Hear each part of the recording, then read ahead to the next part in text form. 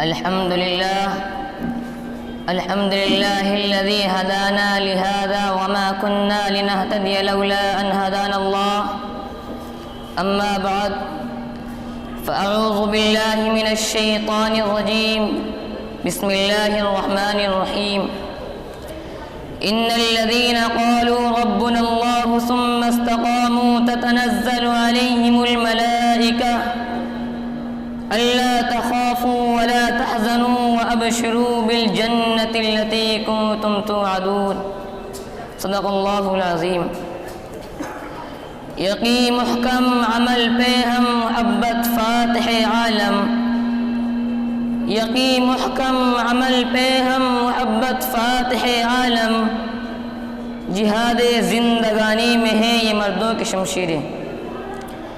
عزیزان ملت، فرزندان توحید اور نوجوانان اسلام، آج دنیا میں سبھی چیزیں موجود ہیں، سامان راحت کی کوئی کمی نہیں، افزائش کے تمام طریقے ہیں، دنیاوی چمک دمک، اس کی دل فریبیاں اور رعنائیاں موجود ہیں، ایجادات و اکتشافات کی ریل پیل ہے، مال و متاع ہے، روپیہ پیسہ ہے، جاہ و منصب ہے، زندگی گزارنے کے تمام اسباب مہیا ہے.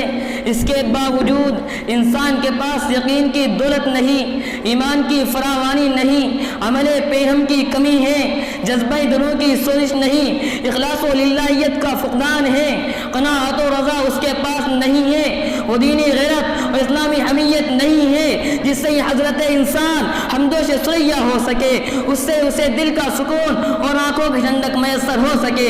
اسی وجہ سے وہ پریشان ہے.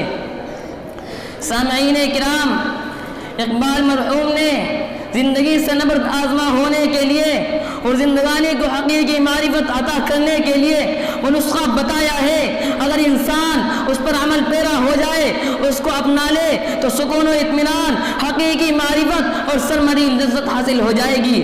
اس راحت کی تلاش میں وہ سرگردہ اور پریشان ہے، وہ راحت اس کے قدموں پر نثار ہونے کے لیے بیتاب ہو جائے گی.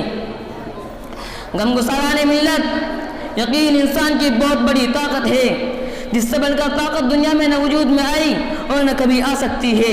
جب کوئی مرد خدا کسی بات پر پہاڑ کی طرح جم گیا اور حالات کے سامنے سپر ڈالنے سے انکار کر دیا تو دنیا نے دیکھا اس کے یقین سے مبصروں کے انداز غلط نکل گئے، سائنسدانوں اور فلاسفوں کی پیش گوئیاں جھوٹی ثابت ہو گئی.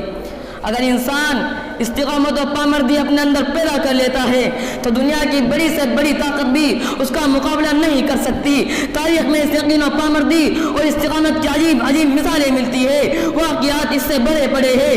غور کیجئے، سرکار دو عالم صلی اللہ علیہ وسلم اور آپ کے اصحاب پر مکہ میں ظلم و ستم کی مشق کی جا رہی ہے، ان کو طرح طرح سے ستایا جا رہا ہے، راہوں میں کانٹے بچھائے جا رہے ہیں، جینا دوبر کر رہے ہیں. کفار مکہ ایڑی جوڑی کا زور لگا رہے ہیں کہ کسی طرح اسلامی تحریک کو بے خوب ان سے اکھیڑ پھینکے. قریش کے ظلم و ستم سے تنگ آ کر آپ صلی اللہ علیہ وسلم کعبہ کی دیوار کے سائے میں تشریف فرما ہے، ٹیک لگائے بیٹھے ہوئے تھے. اسی اثنا میں حضرت خباب رضی اللہ عنہ تشریف لاتے ہیں. سرکار دو عالم صلی اللہ علیہ وسلم سے عرض کرتے ہیں، شکوہ کرتے ہیں، اے اللہ کے رسول، پانی سر سے اونچا ہو گیا ہے، قریش نے جینا مشکل کر دیا ہے، آپ ہمارے لیے دعا کیجئے. سرکار دو عالم صلی اللہ علیہ وسلم ٹیک لگائے بیٹھے ہوئے تھے، فوراً سیدھے بیٹھ جاتے ہیں، غضب و غصہ کے آثار چہرے پر نمایاں ہو جاتے ہیں اور فرماتے ہیں، اے خباب، بس گھبرا گئے، پہلی قوموں کے ساتھ تو ایسا معاملہ ہوا ہے کہ لوہے کی کنگھیوں سے ان کے گوشت کو ان کے جسم سے علیحدہ کر دیا گیا تھا، آرے سے ان کے جسم کو چیر دیا گیا تھا، بدن کو لہو لہان کر دیا گیا تھا، لیکن وہ اس حالت میں بھی صابر و شاکر رہے، حق کے لیے پروانہ وار اپنی جانیں قربان کرتے رہے. خدا کی قسم، اللہ تعالیٰ اپنے دین کو مکمل غالب کر کے رہے گا. اور تم دیکھو گے صنعاء سے حضر موت تک ایک بڑھیا اپنا سامان لے کر جائے گی، راستے میں اس سے تعارض کرنے والا کوئی نہیں رہے گا. حضرات اندازہ لگائیے، غور کا مقام ہے. آپ کس یقین کے ساتھ کہہ رہے ہیں اور کن آیات میں پیشین گوئی کر رہے ہیں؟ حالت یہ ہے صبح ہوتی ہے شام کا بھروسہ نہیں، شام ہوتی ہے صبح کا یقین نہیں۔ دشمن چاروں طرف سے یلغارے کر رہے ہیں، کفار مکہ نے چین سے سانس لینا مشکل کر دیا ہے، مصیبتوں کٹنائی کی زندگی آپ گزار رہے ہیں، لیکن پھر بھی یہ یقین ہے کہ اللہ تعالیٰ آپ کے دین کو مکمل غالب کر کے رہے گا اور ایسا ہی ہوگا۔ چنانچہ اس کے بعد کی تاریخ ہمیں بتاتی ہے کہ ایسا ہی ہوا ہے۔ جس کی منظر کشی کسی شاعر نے یوں کی ہے کہ جو یقین کی راہ پر چل پڑے انہیں منزلوں نے پناہ دی، جو یقین کی راہ پر چل پڑے انہیں منزلوں نے پناہ دی، جنہیں وسوسوں نے ڈرایا وہ قدم قدم پر بہک گئے۔